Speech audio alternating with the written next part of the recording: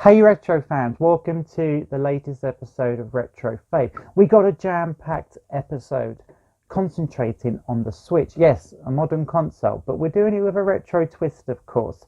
We're kicking things off by blasting through Xeno Crisis, a new Mega Drive game that's been ported to the Switch. We're also looking at a brand new Switch game, Biolab Wars, which is a retro-inspired platform shooting game, which has been a lot of fun. We're also celebrating 25 years of the Saturn, and was Sonic Mania, another great game on the Switch, was that the game that it needed to release with? We're going to be looking at some actual retro games as well. How good is Outrun on the Switch? We're going to be discussing that, and also taking a look at Metal Slug, one of the many number of Neo Geo ports that will be making its way to Nintendo's little handheld wonder. And to round things off, we're going to be looking at a great new release from Bitmap Books, and also taking a look at another couple of little pickups that I've had this month. So let's get cracking. Welcome to Retro Faith.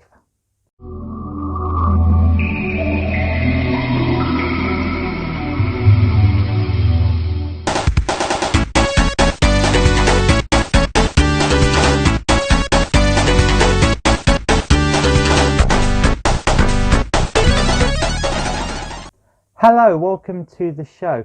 Today we're kicking things off with Xeno Crisis, a brand new Mega Drive game that's been released by Bitmap Bureau. This twin-stick shooter has been in development for the last 2 years after it absolutely smashed its Kickstarter campaign. I've been playing it for the last sort of month or so, and it is absolutely wonderful. The reason why I've been playing the Switch one a lot over the actual Mega Drive ones is really just due to the fact that you actually have 2 sticks on your Switch through the Joy-Cons or the controller or whatever you want to use, and that's great because it's a twin stick shooter. You can shoot in any direction using the other right analog stick. So the Mega Drive one's brilliant as well, gives you that authentic like sort of retro shooter feel, but I just love playing it on the Switch due to that feature. Also with the Switch one, you get more of a heads-up display, like there's more information about your character, like lives and things like that, and ammo. So there is differences between the actual Mega Drive one and the more modern console ones, but at the end of the day, you just need to be playing it. One thing I really like about Xeno Crisis is that there's no save point. Once all your lives are gone, that's it. You're back at the start. It's like a proper computer game. One of the things that's been said a lot about Xeno Crisis, with all the reviews I've read and watched on YouTube, is that if this game had been released during the Mega Drive era, we would still be talking about it today as one of the best Mega Drive games. And I don't think that's being dramatic. It is that good. If you play that game and think about the other kind of games you have on the Mega Drive that are similar, you will see just what a great job that the Bitmap Bureau guys have done there. So definitely check out Xeno Crisis. It's absolutely wonderful. It's absolutely hard as nails to complete as well, which is wonderful. And it's just simply probably, I'm going to say it, I think it's probably the best indie game I've played, probably for a long time. Definitely this year. It's definitely Indie Game of the Year. If it doesn't get that award, then I don't know what else can really. So go and check it out. It's absolutely wonderful. I've been having a real blast on it. It's out on PS4, Xbox, Switch. You can Mega Drive carts are sold out now. Coming out on Dreamcast as well soon, so you can book that up as well. I've put the Bitmap Bureau link in the description, so you can go and check it out. But just give it a go. It's really one of those games where you just have to play it, and if you don't play it, you are missing out. So give that a crack. This week I've been playing Biolab Wars. It's a budget indie title that I think only costs 89p on the eStore, the Switch store, and it's a bit of fun. I mean, it's nothing special. You can tell it's a budget indie game, but it is just a bit of fun, and it kind of brings you back. It really feels like a late 8-bit game, like it really would work well on like a NES or a Master System or something along those lines. It's actually broken down into 7 levels. Now, every time you complete a level, it just saves where you are. So if you die and get a game over, you can just go back to the start of that level, and then even if you finish your game, you can restart from any level you've completed. I don't mind that. I would have preferred it if it was just one long game and you had to get better and better. But it's alright, because it basically means you've got infinite continues. In terms of gameplay, it's really simple. You run, jump and shoot. There's little holes to fall down, lots of different enemies to encounter. There's a few different guns that you can have, not massive amounts, but there's enough to keep it going. At the end of level bosses are cool, because most of them have 2 stages. So you'll do the first one and think, oh thank god I got through that, and then all of a sudden, it respawns again, and you've got to deal with the same boss again, but with a more difficult attack pattern. So really worth checking out. I think I paid 89p for it. I think someone messaged me after I was talking about it saying it might have gone back up to full price, which is like £1.60 or something. But check that out on the Switch store. If you like your retro fun blasters and you're looking for something quick to play, I was playing it a lot on the bus and I just thought it was excellent. I did complete it really quickly. I'm not going to say there's lots of longevity to it, but definitely check it out. It's good to support indie developers, and the more we can support them by buying these games and enjoying them, the more we'll get. So have a look at that, Biolab Wars on the Switch. Earlier this month, we celebrated 25 years of the Sega Saturn. I know, I feel so old saying that. So 22nd of November 1994, Saturn was released to an unexpected Japanese public, and it went down well. There was good sales at the time. One of the criticisms about the Saturn that I always hear when I'm discussing it with people is the lack of a proper Sonic game. It gets discussed a lot, not just among Sonic fans or Sega fans, but the wider retro community. Would the Saturn have done any better if it had had a proper Sonic game? Now, before I discuss this, yes, there was Sonic Racing, which is a real Marmite racing game that, you know, some people really love, some people really loathe, but it's not a real Sonic game. You also had Sonic 3D, but that was just a port of the last Mega Drive game that featured Sonic, and also Sonic Jam, but that's just a compilation of the main games. But I wanted to talk about Sonic Mania, as we are concentrating on the Switch. And I loved it. You know, everyone knows, huge Sonic fan. Sonic Mania is just amazing. I'm not going to talk about how good that is, although we need a sequel immediately. The Sonic Mania, when it came out, the first thing I felt when I was playing it was, why wasn't this game released on the Saturn? Now, looking back, it's all rose-tinted glasses, hindsight, all that kind of stuff. But actually, what did the fans really want? We were moving into an age of 3D, so it was important that we start looking at 3D games for the Saturn, especially a 3D Sonic game, which we never got, sadly.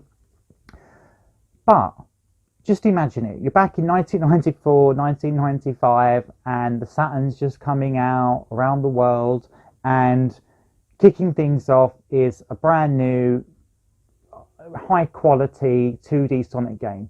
Yes, the critics and the magazines would have been saying, oh, what you're doing, Sega, we should have, you know, you should be making a 3D Sonic game and all the rest of it, and that's fine. I would say they're right, that Sega, you know, needed to take that path.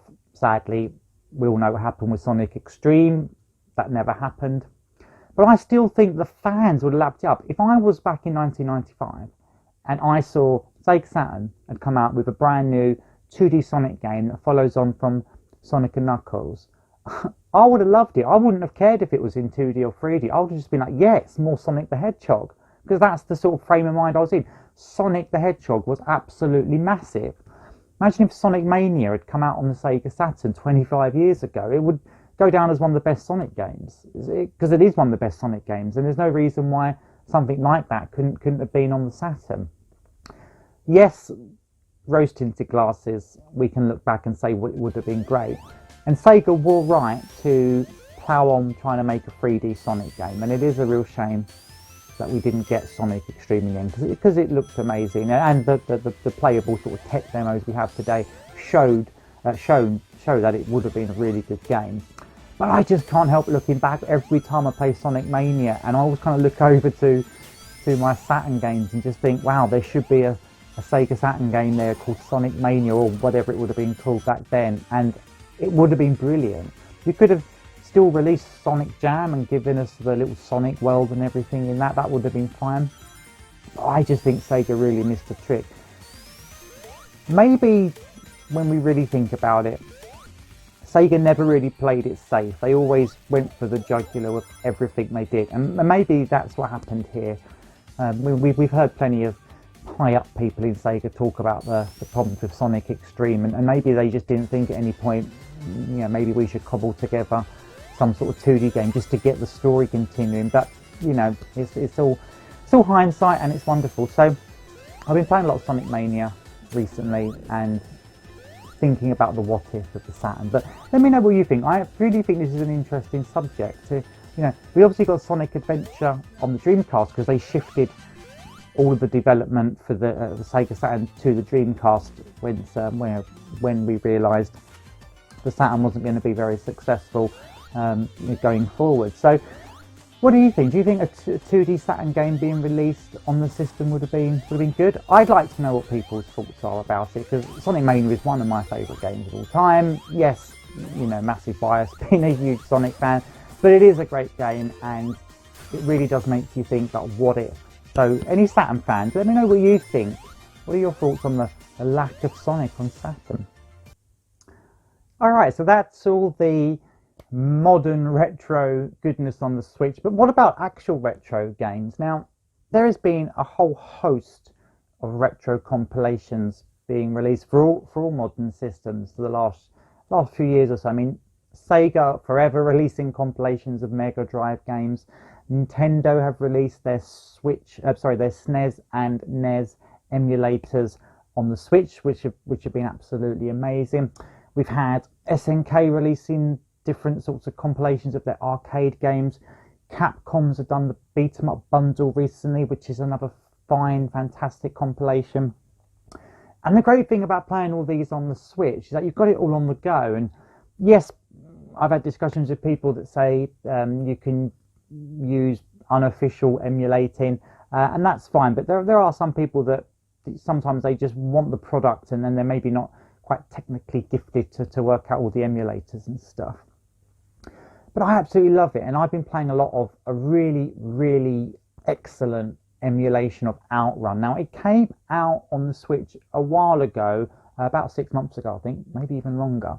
It took me a while to pick it up, and I think that's just because I was playing through Sonic Mania a lot, and I had still got Zelda going on and all these Switch games going on. But I just was sitting there, and I saw it come up on special offer, and I got to have a crack at that. And I'm so glad I did. Outrun on the Switch is one of the Switch's best games. Now, not just best retro games or best budget games. I think it's actually one of the best games. I've played a lot of Outrun. You know, a lot of Outrun. I mean, we've had it since 1986. Yes, I feel old just saying that. And Yu Suzuki's absolute arcade classic has never felt so right as it does on the Switch. Now, the Saturn port is excellent. Everyone knows that. And I think there was one on was it the 360? I think I should look this up before I film the video. But I think the one on the Switch is actually the best one I've ever played. It runs at 60 frames per second. You can even have an option to run it at 30 frames per second once you unlock the arcade mode. It's got a host of extras like difficulty settings and different filters to make it look like a CRT. You know, like you would be in the arcade or playing it back in the day on a home console. It's got extra remixed tracks. So you've got the 3 original awesome sort of samba tracks, salsa tracks that are on the original Outrun. And you've got some remixed ones in there as well. You've even got modifications to the old Ferrari Spider, Testarossa Spider. Wow, I can't believe I actually managed to say that. Where you can actually upgrade like the traction and the speed and the handling and some other little bits and pieces, but you have to unlock those, which is great. So it forces you to play the entire game because you unlock each little upgrade to your car by finishing in the different goals. So anyone that's not familiar with Outrun, It's an arcade racing game where the idea is to get to the end of the track before your time runs out, and it's split into different stages, and at each stage you get to choose whether to go left or right, and that determines where your race will finish. And just to sum it all up, there's 5 finishes labelled A to E, and it gets harder as you go along. So if you just kept going left and go all the way to A, it's the easiest route, and if you kept going right, you'd go all the way to E, and it's the more difficult path. And obviously in the middle you've got bits and pieces as well. So if you've never really experienced that one, and there will be some younger viewers who luckily aren't that old yet, who maybe didn't experience that one in the arcade, and I think that this is about as, not the actual experience of being in the arcade of course, but this is the closest to actually playing the game, I think, where it actually feels like the game. Even the Saturn one, which is excellent with the steering wheel, there's just a few parts in that where you're thinking, this doesn't quite hit the mark, but that's still excellent. So if you've already got it on the Saturn, maybe not bother with the Switch one because it's very close. But it's if you want all the extras and all the additional music and modifications and things, check out the Switch one. I think it's only like $5.99 or $4.99. Absolute bargain, and I have been playing it for hours and hours and hours. Who would have thought that after all these years still wanting to just smash out loads of time on Outrun? But give that a go. Absolute cracker of an emulated game.